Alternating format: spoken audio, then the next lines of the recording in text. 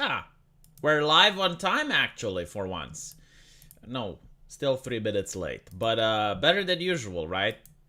Look, I'm making progress. Every day is better than the last, which means that I'm on the right path.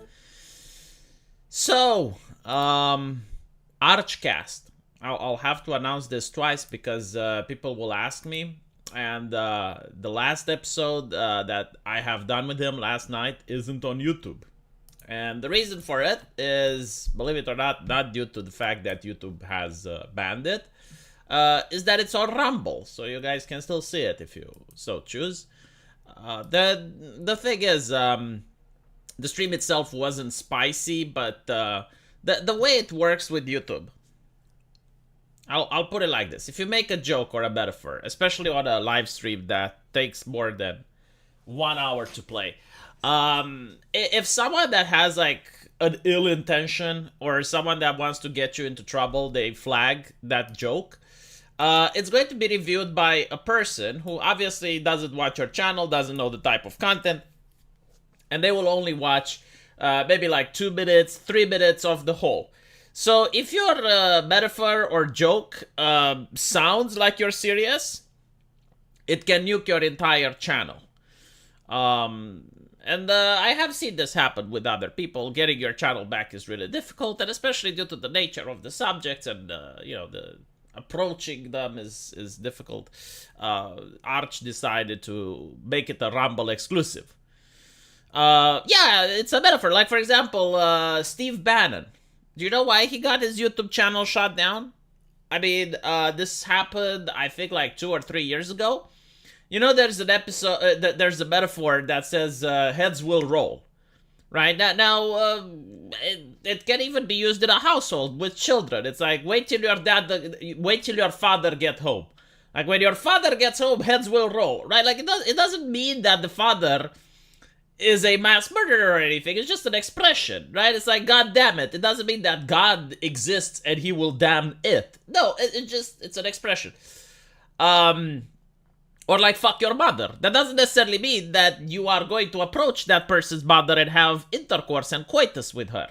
No, it's an insult, right? YouTube decided that it isn't. YouTube genuinely thought that Steve Bannon, due to the metaphor, he is a danger to society and he is encouraging people to harm, and terminated his channel. So, it's what you get. Cashless is trying to stop the American bucks.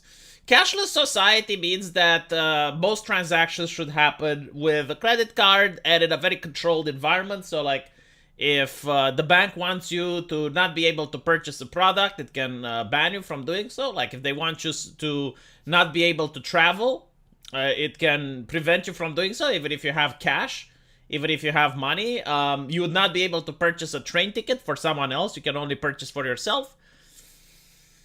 So yeah, like desensitizing people from using actual paper currency, from using actual money, and unfortunately it is a trend that is happening naturally, but they want to speed it along.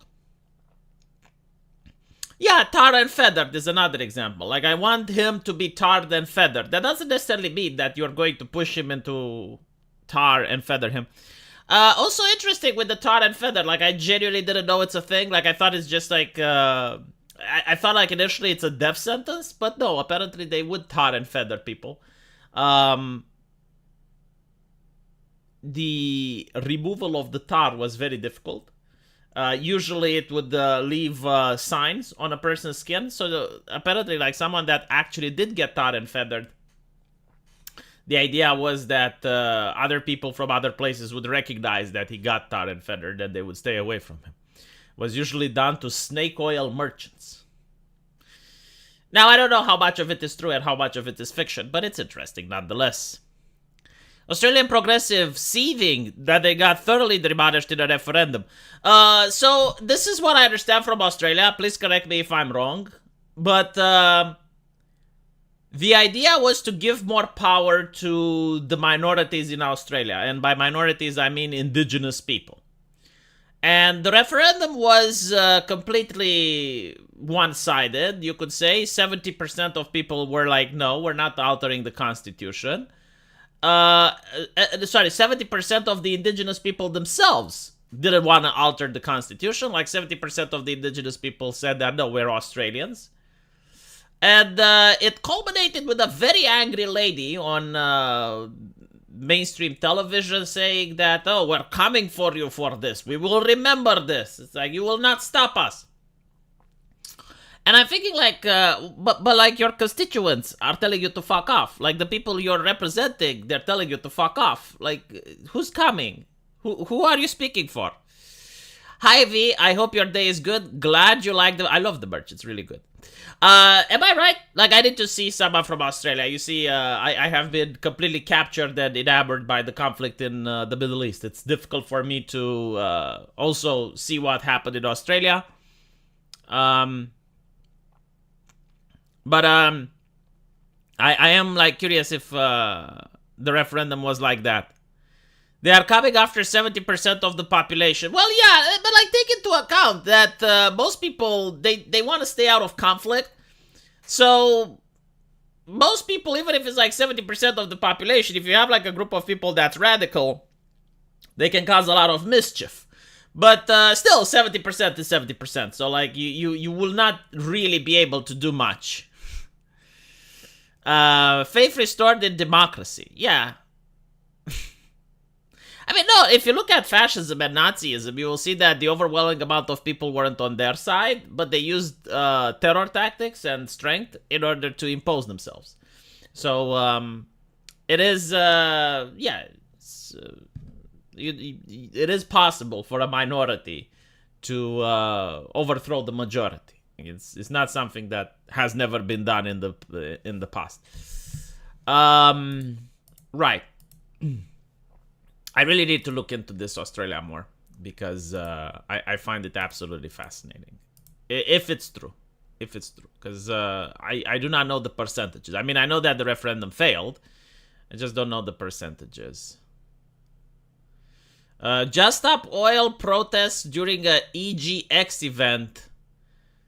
Spraying or... Oh, now they gone done it, chat. Now they gone done it. So... I love these people, unironically, because if you want to create a coalition against environmentalism, like, this is how you do it. I kept telling people, like, there were a group of political activists in my country called USR, United We Save Romania. And they were protesting against corruption. Okay, but, like, corruption exists everywhere. Every institution, everything is prone to corruption. It's basically... the fact that institutions are governed by people and people have their own personal interests. So like when a person that works at an institution allows his personal interest to be more important than the mission of the institution, you have corruption. Okay, like everywhere it can happen. And it's human nature to create corruption. Now, USR were saying that they want to eliminate corruption by basically electing like something akin to a social justice government. Whatever. That's neither here nor there. The activism that they were doing involved blocking roads. So they would have like 20 chuckleheads, and those chuckleheads would like cross the sidewalk back and forth, stopping traffic, right? Because as a car, you have to stop and wait for people to finish walking, and they would like get like 20 people and they would block a road. And this was like in order to highlight the importance of fighting against corruption. Which to me made no sense because like you're protesting the people. Like you're not protesting the politicians. You're not stopping the politician from going to their job. You're stopping me from doing my shit. And at the time I was actually in a cab. I was trying to take my cat to the vet. It was very sick. And we had to wait at that street for more than 40 minutes. For the chuckleheads to do their little activism. And that pissed me off so fucking much that despite the fact that I never voted in my country, because I don't really care about Romanian politics due to the European Union, I think they have more influence, so I vote for the EU, but I didn't vote locally. They pissed me off so fucking much that I researched who they are, which party they hate the most, and has the likely chance of winning, and I voted for them, and up to this day I vote for them. I vote for Gold. It's like the nationalist party of Romania. I do not care about them. I don't think like most of their the things that they want to implement is good for the economy. But I vote for them out of spite, and literally because of that activism. Is it childish? Absolutely. You know what else is childish? Stopping traffic. So if you're going to lower yourself, I'm much taller than you, but I can lower myself to your fucking level as well. And if you're going to waste my time, I am going to do everything in my power to inconvenience you through any legal methods that are possible. So if you block my... by the way, like, people that were supporting this party, whenever I was there, like, they hated me so much. It's like, how can you do this? But our country, but corruption. They blocked my road! Like, literally, that's it. That was the end of the conversation. Like, nothing more was added. They would see that I am incredibly unreasonable, insanely bigoted. There was no one to talk with. And by the way, in Romania, most people are like me. So when they realize that what they are doing is creating their opposition to get huge numbers in votes, they stopped. So it's possible. Right now, going back to the environmentalists, same shit. It's like, okay... What do they want? They're the Green Party. Who opposes the AFD? I will vote for the AFD. But they're racist, they're Nazis. They sprayed orange paint over my Tekken. But human rights violate. They sprayed orange paint over my Tekken, goddammit. You know, like, when you behave like that, there is no more conversation. There is no more debate. There's nothing to be said. They have done the thing. The thing is done. Can't be taken back. Time machine doesn't exist. From this day up until my... Like, even in the grave, my skeleton hand will raise with the stamp AFD. Like, they did it. Blame the fucking activists, unironically. Look at this shit. So I love them. Like, anyone that is doing... like, these individuals, they're doing more in order to fight the environmentalist agenda than any right-winger. Like, Ben Shapiro can spend 12 hours on his little chair... talking about why it's important to have liberty and freedom and all of that. He is not going to be as effective as these individuals. Like, these are honorary members of any right-wing political movement. Seriously, I'm not kidding. Like, this is not even refutable. Please don't vote with your stomach. What? I saw that Tomoe now has a billboard. She's copying Pipa, isn't she? Unironically, single-issue voter. Unironically.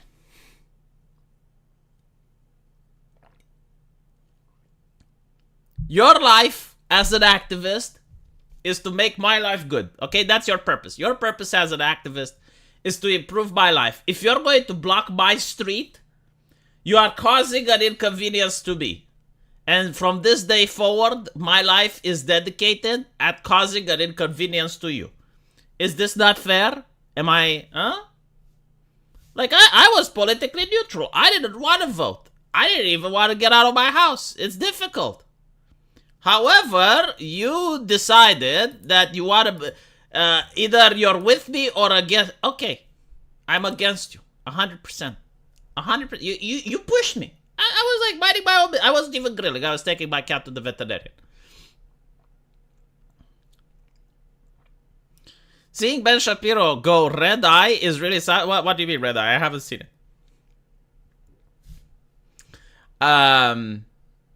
How could I? Yeah, a lot of people are like, oh my god.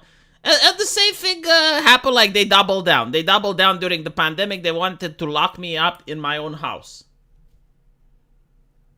Like, that upset me. Every single time an activist or a political or a politician does something to upset me, I remember. And I am a very vindictive person. Like, usually I remember the exact amount. Like my vindictiveness is usually give or take 4 years. Till the time the next election comes. And by the next elections, I don't vote for the person that's good. I vote against the person that fucked with me. Like, I will figure out, what did you do to upset me? And if they upset me, if they don't upset me, I don't go to vote. Like, oh, this political party, you know, they were in power. Did they upset me in any way? No. Okay. Maintain power, right? The same way they got voted initially, they'll get voted in again. Was there blood in the streets at that Tekken event? No.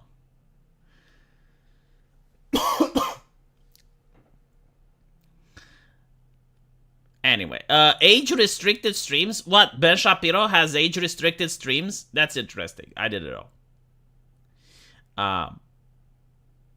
But I did hear like a very interesting argument from Ben Shapiro, which was pretty much Israel needs to have money or else they press the little red button.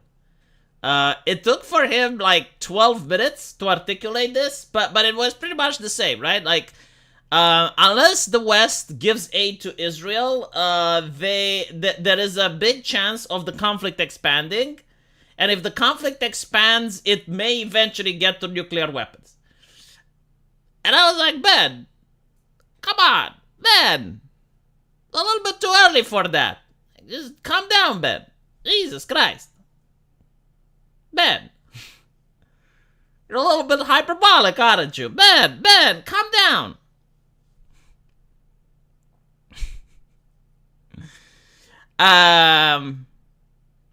What do you do if both sides upset you? Can't vote twice. No, but like there is a side that must upset me more. I mean, that's one way that I can forgive you, right? Like if you upset me in one election, but then the other side upsets me more, then I will vote for you. Because like the other side pissed me. Like I would unironically vote for the USR if our upsets me. Like if our does something to mess with me, I will vote for the USR. I don't care. Like the political idea. Who fucking cares? The only thing I care is like, are you fucking with me? I just want to be left alone. It's not that difficult. Just leave me alone. That's all I want. Be left alone, alright? Like, I don't need your welfare. I don't need your... nothing. I'll pay my taxes. I'll let you rob me. But like, no more than that. No more than that, okay? I don't think I'm unreasonable, chat. I think I'm very reasonable. But unfortunately, other people aren't reasonable with me. So what can you do? How can you teach them? How can you teach them? I remember, oh my god, like I pissed them off so much when I was going. Like, I photographed my stamp on hour, which is like the Romanian AFD, basically. And I was going with it in public in front of the cameras and the reporters that were there doing the exit polls. They were so upset. But corruption, but blah, blah, blah. Yeah, they blocked my road. And by the way, when you air your grievance, you need to make it sound like it's the worst thing that has ever done to you. It's like, they blocked my road! You know? Like, so that they understand that there is no one to be talked with. Like, and if they, like, any argument they bring, you just repeat your grievance over and, like, it's the most important thing to you. Because it is. King Josh Shapiro. It's not about being a real life troll. It's literally about getting people to stop fucking with you. And again, in Romania, there's many people like me. I'm not the only one. And because like when you get more like me, then the activists stop fucking with people. It's not that hard. It's like literally because like what does the activist want? Because like you have to look at it logically, right? You don't look at it through an emotional lens. You look at it logically. Like why is the activist blocking your road?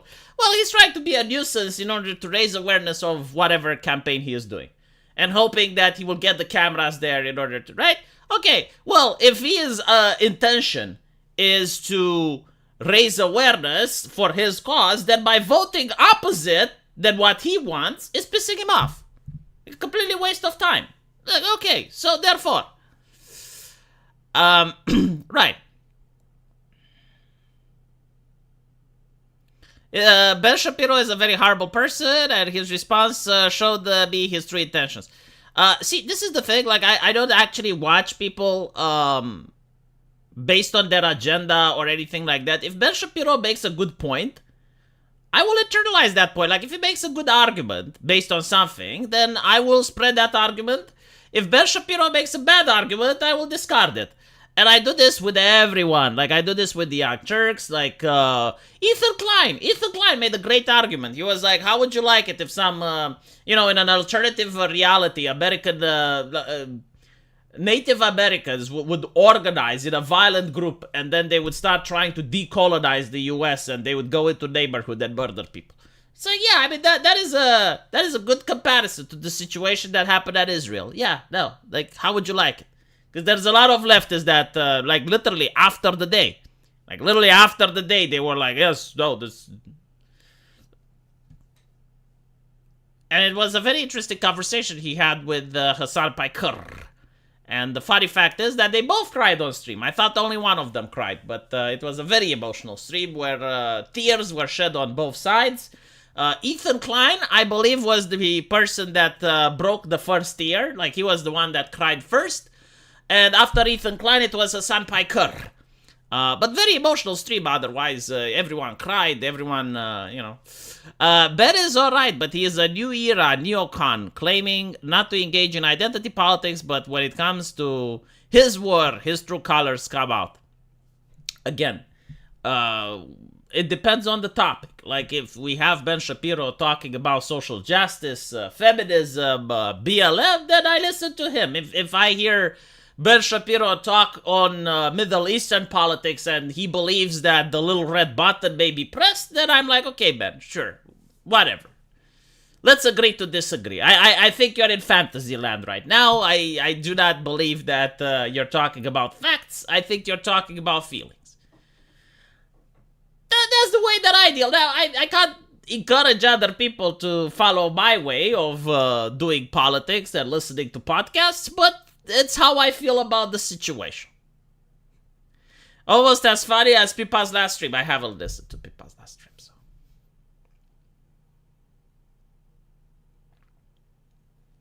Yes, unironically, I made the meme which went viral, and again, it upset a lot of people, because I showed Kyle Rittenhouse crying, I showed Kavanaugh crying, I showed Jordan Peterson crying, and then I showed Hassan Piker crying, and I was like, most emotional moments on the internet.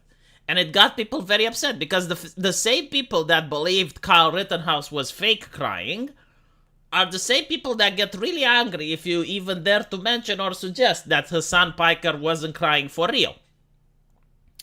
Now, of course, I would never insinuate such a thing. Obviously, Hassan Piker is a very emotional individual, capable of great empathy. Especially after listening to his takes about 9/11, I am fully convinced that his compassion and empathy knows no bounds. His remarks about Don Crenshaw is also very interesting and shows you just the type of gentle giant that Hassan Piker is. So when I saw him cry on stream, I was taken aback. I hope that he is doing okay. I wish I could, send him some of my regards, but unfortunately I do not know how to contact him. However, yes, absolutely, no, the tears were quite legitimate, quite real. There is no doubt about it in my mind. I mean, I don't want to upset his fans now. So. Same with H3H3, obviously. Everyone that cries on the internet, definitely, 100% real. Why would they do otherwise, right? I mean, why would a content creator cry on a camera? It would never happen. And it's very emotional. Pin a comment to the Rumble Archcast episode. It's not my channel. How the fuck do you want me to pin any comments? It's not my channel. Did you hear that Taylor Swift bypassed studio distribution so hard that it forced The Exorcist Believer to release 1 week earlier? No, I haven't heard about that. Gazas are fine. They're going to get a ton of money from it. No, they're not fine. They've been like 1 week without water. It's the middle of the desert there. No, they're not. They're not fine. It's yeah, no, like living in Gaza is definitely something that most people wouldn't prefer. Although there are Westerners that actually do go to Gaza to live there. So I can't say it's no one. There are some people, but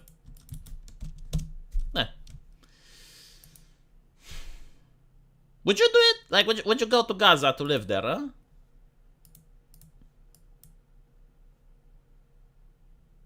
Progressives call for U.S. to take refugees. I think that they should be taken. I think they should be taken and sent to Martha's Vineyard. All of them. I mean, how I assume like there won't be that many, right? Because the journey is long. It's another thing. It's kind of cruel to put people on such a long journey, isn't it? I mean, Israel is literally right there. A lot of people are like, well, what is your solution, V? What is yours? I'm going to be very cynical about this. the same way that Germany, France, UK, and many other nations have taken refugees from the whole Middle Eastern world, surely, no, unironically, like, surely it would be possible for Israel to end the apartheid. I'm not saying giving them citizenship, right? But you can remove the border. Again, like the same thing that's happening in Germany, France, UK. I mean, it's not like something that hasn't been done before. Not something new. And you know, like, if you're going to say, well, the United States can take in some refugees, why can't Israel take some? You know, am I not making sense here? They will say, yeah, but like, look, they have animosity towards Israel. Oh, so you don't think that if a person has animosity towards Israel, that they wouldn't have animosity towards the United States, which is an ally of Israel, right? Or how does it work? Like, does the animosity end at the border?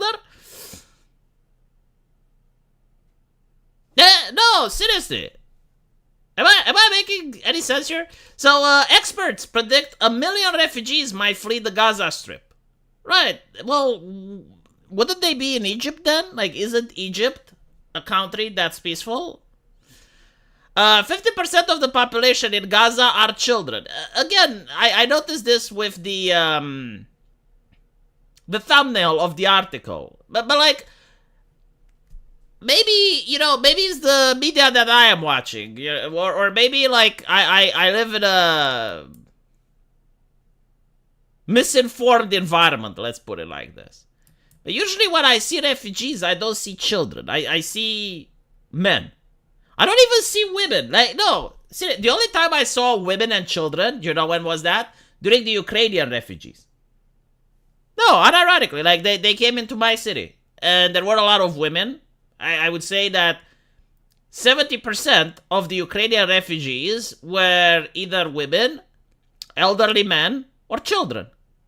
And the other 30%, there were like either rich people that probably managed to bribe their way past the border, or people that had various medical conditions. So they managed to not get drafted. But that is like the only time that I saw refugees, which were women and children.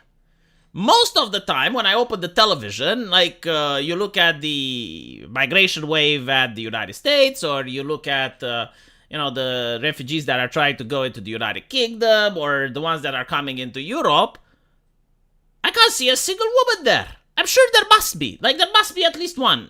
Okay, there must be. But, like, why don't they appear on camera? Are they camera shy?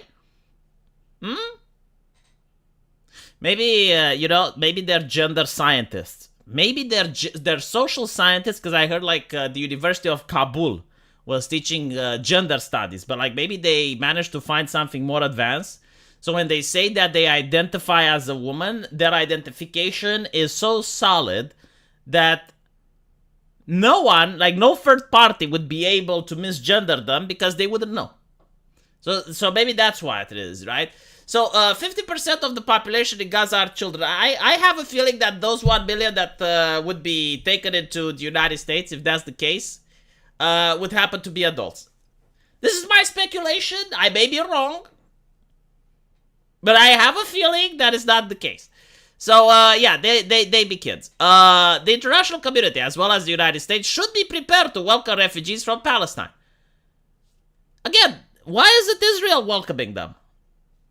I mean, it's not like I'm picking on Israel, but it's right fucking there. Like, it's literally there. Like, look, right there. Some of them may have to cross through it in order to get to the U.S. Representative Jamal Bowman, a New York member of the Socialist Democratic Squad, who remains under investigation for pulling the fire alarm in the House Karen office building earlier this month. Well, I mean, after pulling a stunt like that, I guess he may need new voters, right? Or at least a distraction. Like, people to be distracted on something else so that... Republicans have already slammed the door shut on the issue. I mean, would that even be an issue? How the fuck does that make sense? Like, look, it's not rocket science. I'll explain it in a bit. I would understand if China, Russia... Like, hold on, I'll stop with the jokes, okay? Like, I'm not going to say that Israel should take anything. I'll stop with the jokes and I'll just go to the nitty-gritty.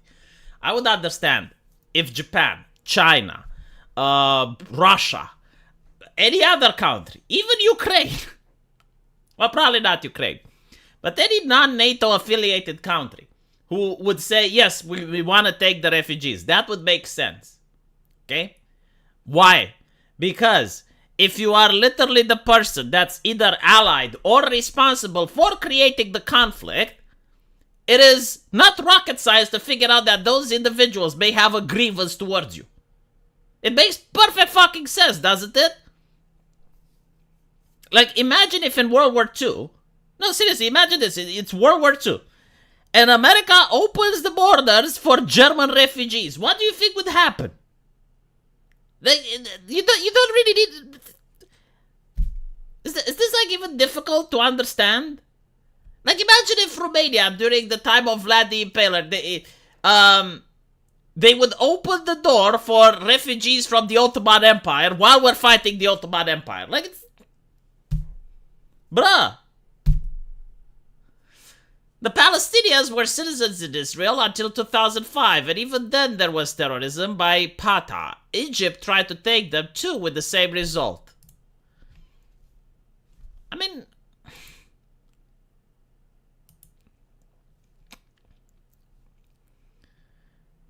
China love their Muslim pop. It's also interesting how, like, the international community doesn't really talk about the Uyghurs as much. I find that to be very interesting. Like, what? Why is no one trying to take the Uyghurs? You'd get infiltrators. No shit. No shit. Yeah, you would. You would get infiltrated. That is, wow.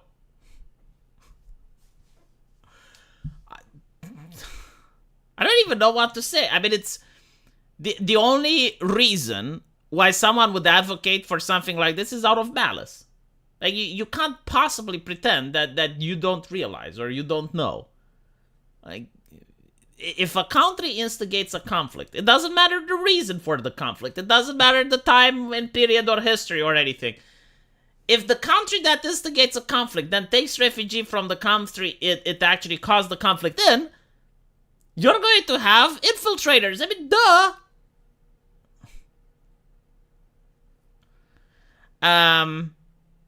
But the United States helped create the situation. Well, that's my fucking point. Well, actually, okay, so if you look at what happened in there was a video that was released by Hamas and it circulated in the mainstream media. I think CBC showed it, and there were like a lot of other media outlets. But it basically shows how the terrorists were digging the pipes, the water pipes, from the ground in order to use them and create rockets. And when you look at it, those pipes, they were brought there with American taxpayer money. So the American taxpayer was actually the one that gave them the fuselage to make the rockets. Now, once they fire the rockets, they go into Israel and they're intercepted by the Iron Dome. So what you end up is, no matter which side of the conflict you're at, it's American taxpayer dollar at work. Granted, you know, the pipes for water are cheaper than the actual missile, but still. My country can't deal with people who have animosity for my country. Tell Jordan, Egypt, Syria, and Turkey to open their doors, because if we keep accepting the United States, we lose identity. The left demographic is this. Here's another thing. And no one asks it. Do people from Gaza even want to leave? That's another question that no one asks. Like, I know it sounds weird. Like, why wouldn't they? There's a lot of Romanians from my country that don't want to leave. Because no matter how bad it is, no matter the ghetto where you're born, no matter like how bad things are, people make families, they create friendships, they like stability, they like the place they grew up in. Like, I had the opportunity to leave my country several times, but I chose to not. And then there is also patriotism and other things, right? So, like, it's not necessarily that it's like, oh, well, these individuals. And then you also know, if you look at the European Union and the policies that we have here, most of the time they don't even know where the people come from. Because what they do, Like, let's say we would say, all right, let's take 1 million Palestinians in. Okay. The first thing that will happen is that the boats that are coming with the refugees, they're throwing their passports in the water, like all of them, for some reason, happen to not have any identification with them. They still have their smartphones, though, because you get to see that in various videos. Obviously not all, but it's a trend now to the point where it's difficult not to observe. So they still have their smartphones and everything, but they don't have their passports. And they claim they're from Palestine. I mean, and they can be from other places. They can be from Africa. They can be from other Muslim nations that do not have conflicts in.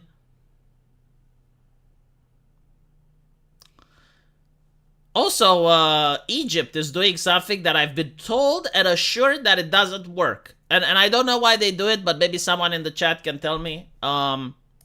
It's also something very racist. They're building a wall. And I do not know why they do this, because I've been told it doesn't work. And as you can see, there's news articles that are saying the madness that Egypt is doing. I mean, to me, it doesn't make any sense. They've been doing it since February 25, 2020. And now, for some reason, they're upping the efforts. So why is Egypt doing something? They can't be racist, because I've been told that only white people can be racist and Egypt is black. Netflix told me so. Like, Netflix assured me, and I believe it beyond a shadow of a doubt, that Egyptians are black. So they can't be racist by definition. But they're building a wall, so this puzzles me. It confuses me. Like, do they not understand that it does not work? Egypt would definitely benefit by the wisdom of the Democrats. Like, you need to send Nancy Pelosi over there to tell them that what they are doing is pointless, waste of money, waste of funds. We know that walls don't work. Like, the purpose of a wall is, is to show who's a racist. That's the purpose of a wall. Person building the wall is racist. It's the only reason. Like, why else would anyone build a wall except to show to the world that they're a racist? No borders, no nations, stop deportations. Yes. Not an argument. Hadrian's Wall. Hadrian was a racist. He was white.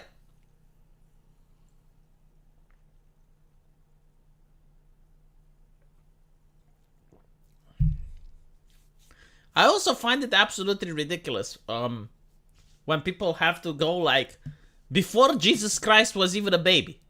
The Romans were before, so therefore this land is Italian. Oh, shut the fuck up. Throughout the entire course of history, there is only one thing that is true. It's not who was the first, but if you can keep it, it's yours. Like, literally, that is the definition of ownership when it comes to the nation state. Like if Elon Musk right now colonizes Mars. So let's say that Elon Musk goes to Mars. He is the first man that manages to set foot on that planet. And he creates a colony. If the United States then takes it from him, it belongs to the United States. It doesn't matter if it belongs to Elon Musk. Like, I'm telling you de facto, not de jure. De facto, and actually, you know what, even de jure. It has been the same thing since the first caveman went out of cave. If you can keep it, it's yours. So yes, if Elon Musk goes to Mars and builds his colony, and then builds defenses, and the United States tries to take his colony and he tells the United States to fuck off, well, he created a nation state. If he loses that conflict, then the United States managed to take his shit. And this has been the case throughout the history of mankind. Like, we're not talking about one example or another. Who was there before? No.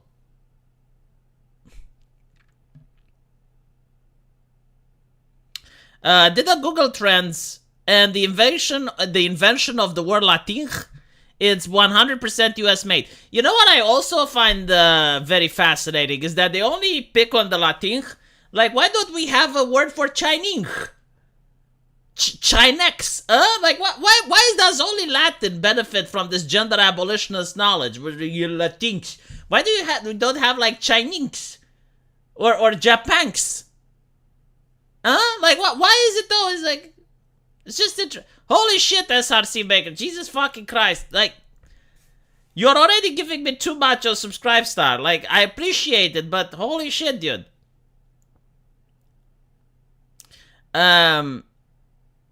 He was actually telling me that during the time of 9/11, he slept that day.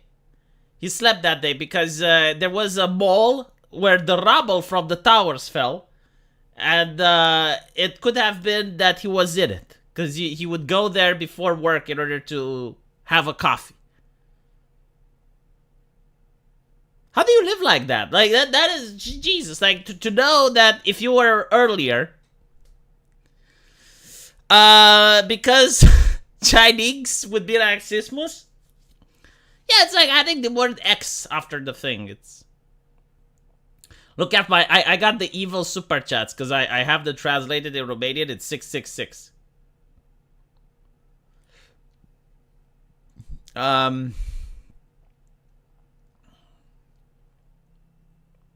Qatarix. Why is it Qatarix? Huh? Mark of the super chat. It is true.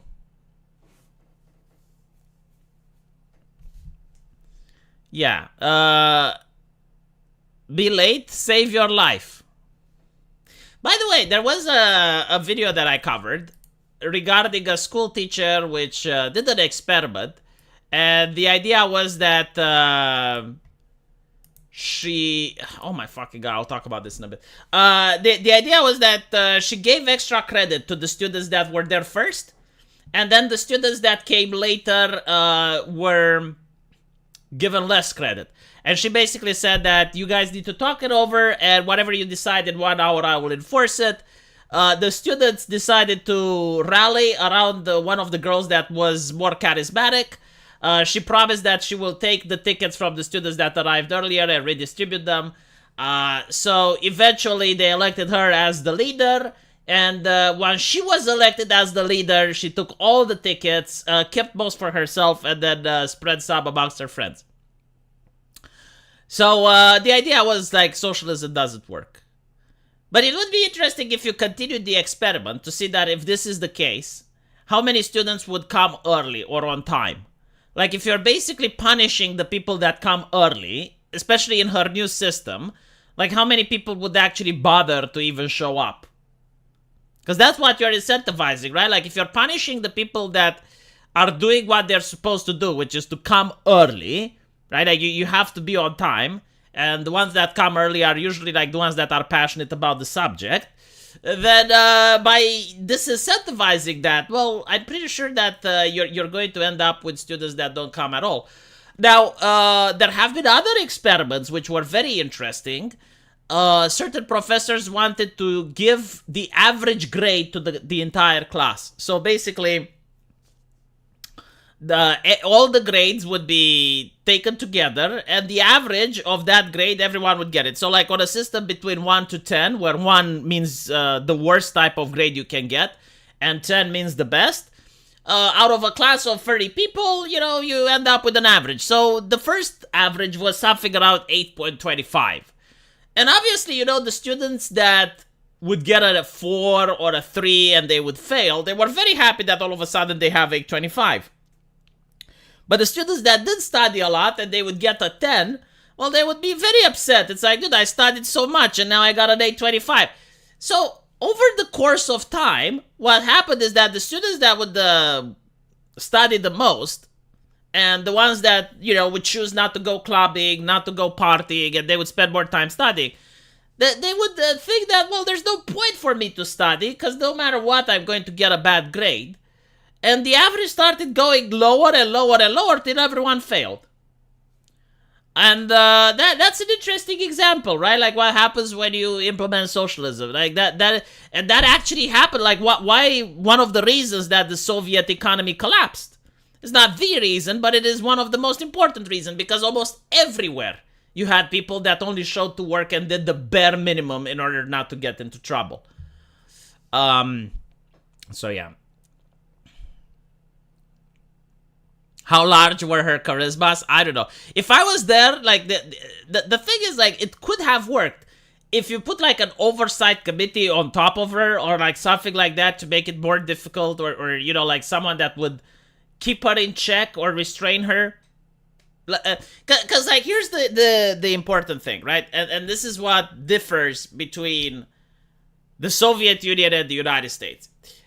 It's not the US Constitution, believe it or not, that managed to make America better than the Soviet Union. Because if you look at the Soviet Constitution, they also had a lot of rights. Like, you had the right to protest, you have the right to... Like minorities had more rights under the Soviet Union. They too cared a lot about human rights and whatnot, and you had free speech and freedom of the press. Oh, it was wonderful. The only difference, though, was the centralization of power. While the United States had the separation between the powers, the Soviet Union did not. So that is like the essence of totalitarian, and why totalitarianism is bad. It's like the essence of human rights abuses. It's like when you do not have an oversight of power, and the people in power are not held responsible for what they're doing and their decision making.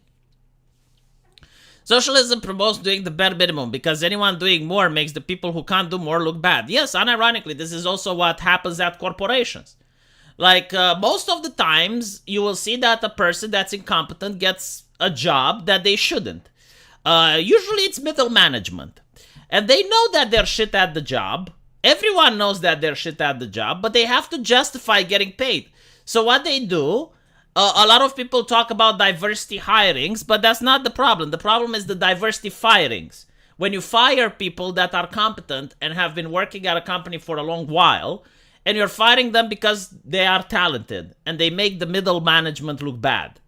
So that's what happens at Blizzard. Like, Blizzard recently released a trailer where they can't even do basic math anymore. Like, they failed the math equation in the trailer. They failed to show, like, the before and after picture. They actually put it on reverse. It is like one of the worst trailers that I have ever seen from a AAA company because there's no quality control. Sure, you know, like, I sometimes make a mistake. I sometimes misspell a title. I sometimes upload the wrong video. It can happen. But, like, at a AAA company, you need to have quality control and oversight. Not a AAA company. This was exactly my experience working for a large corporation. Yeah, I mean, it's human nature. It's human nature. Like, most people that get a position that they know they don't deserve are very vindictive. And they want to maintain their position. Name one socialist state that started that way. Well, like, actually elected? I think Sweden. Like, Sweden started as a socialist state that was elected. There's many other examples. Like, voting socialism in can happen. It's not unheard of. I think, like, they were even allowed to remain socialist until they wanted to join the Soviet Union, and then the CIA took care of that problem. They brought some democracy to Sweden.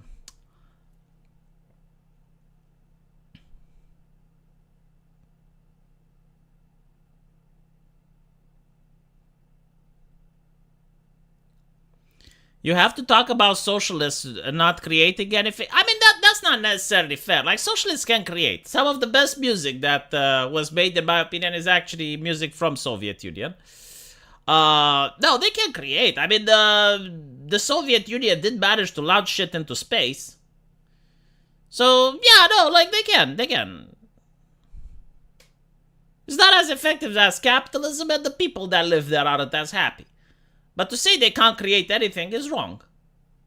My history instructor did the scalar idea, but when the final exam came, me and like 4 other people were dismissed and got automatic ABC. We were already the A students pulling the rest of the class. Ah, God. Can you imagine the horror of the other students that weren't dismissed? Like if you get constant grades of A, and, you know, it's like, okay, well, I'm a student that doesn't study, and the grade will be average, that's fine. And then all the students with an A get dismissed. I mean, that's literally what happens, right? Because when you have socialism, the people with money and wealth, they leave. They call it capital flight. Woke ideology call it white flight. But yeah, like, if you're basically going to force people into a system that's disadvantageous for them, people will try to leave. Like, there's no reason for staying. So your history teacher did the right thing. Why did quite a few socialist countries and communities had amazing and almost 10 out of 10 artists? No, ironically, like I've been saying this, most socialist nations do have really great art.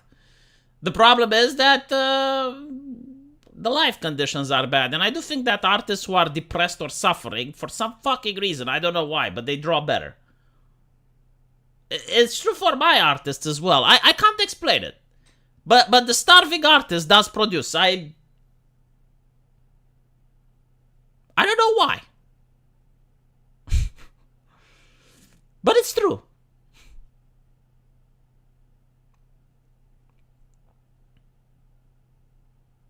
They could not produce a pair of jeans. I'm actually, well, yeah, because like the focus isn't necessarily on producing luxury goods, right? So the thing that socialism did, and it did well, for example, in Romania, was produce housing. The quality of the housing was really bad. You had like one-room apartments where entire families lived. But take into account that right now, 90% of Romanians are homeowners. I mean, it's a percentage much higher than any other place in the European Union. So when you think about that brutal communist architecture, Jesus Christ, I don't think like I ever got a super chat this big. Like I never had $200. Holy shit. Though this may intrigue you, here is VTuber drama going down right now. People been getting mass flag reports on Twitter and other places in order to silence them. Aunt Hime just posted about it happening to her on her YouTube channel in the community tab. I am very interesting. Raging Bull, like, thank you so much. That's very generous of you. You're making SRC look bad. Joking. No, I appreciate it. Like, holy shit. Like, today has been a day that I will remember.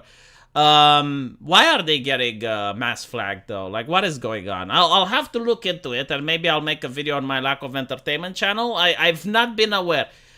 Since I've been making my video game, unfortunately, I wasn't able to follow the VTuber drama. But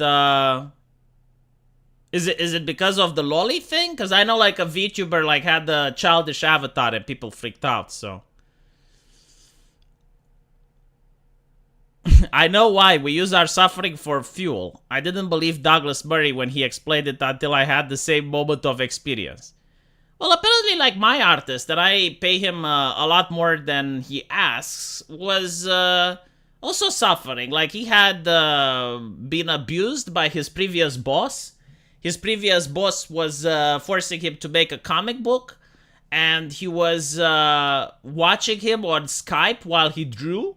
So, like, 10, 11 hours a day, he was monitoring the guy drawing constantly. Once the comic book started making money, he would not share anything with the artist, even though, like, they were friends. And, you know, this wasn't, like, a project that he was commissioned, but they were, like, both working for it together. So, yeah, apparently my artist was in a dark place, feeling suicidal, and luckily he managed to get away from that abusive relationship. But his art is astonishing. I mean, it's really great.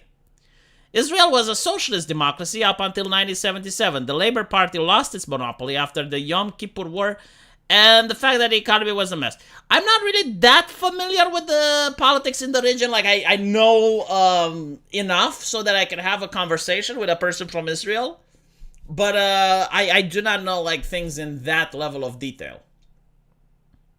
So Raging Bull says, it's just Vishojo and TBA VTubers wanting to silence people who don't conform to their ideology. That is, like, if that's the case, it's going to be very difficult for them because, first of all, 4chan VT is a thing, so the drama there is going to be looked into, like who's doing the flagging, what is happening. But also Twitch doesn't allow for this type of behavior, like it doesn't allow the flagging of other people. So it depends, like, how many people they're going to piss off. But it is something that I've not heard about, so I don't know. I'll have to look into it.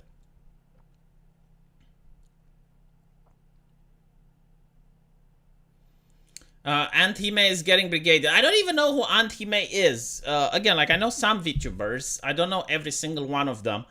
But it is definitely something that I'll look into. Like, it's interesting. Wasn't able to catch you live from Jesus, Severian Knox. Holy shit. Okay, I'm getting a little bit flustered right now. I should end the stream before. Guys, like, hold some money for the other streams. Otherwise, I will stream once a month. Jesus Christ. Thank you so much, Severian Knox, and everyone else that donated. Thank you, Raging Bull, SRC, and American Outlier, and Broken Wizard. And I'm actually going to look and see what happened with this, because it's very bizarre. Unfortunately, it's what Fruit's mom, not Fruit, so probably slipped past Twitch rules. She's a derpy VTuber. She's funny. You should chat with her. I will look into it. Yeah, I may see if Arch wants to invite her on the Archcast. I'll also... Well, actually, I do have Kirsche. I do have Kirsche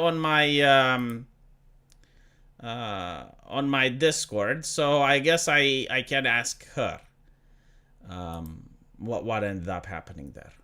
But yeah, I don't know anything about the drama. The only thing I know is that there was a VTuber who was very lewd. I think it was like Shy Lily type of content. And she decided to make a new avatar, and it was a lolly, and everyone was freaking out over it. And I'm like, okay, you're freaking out over it, but she's streaming on Twitch. I mean, even Twitch, with its reputation, doesn't allow pornography, and so, like, why are you... some non-terrorized bugs here too. Thank you from Poland, Robert Bruce. Anyway, right. I'll end it here. And thank you so much for the donations. I'll look into the whole drama with the VTubers. Talk to you guys later. Take care.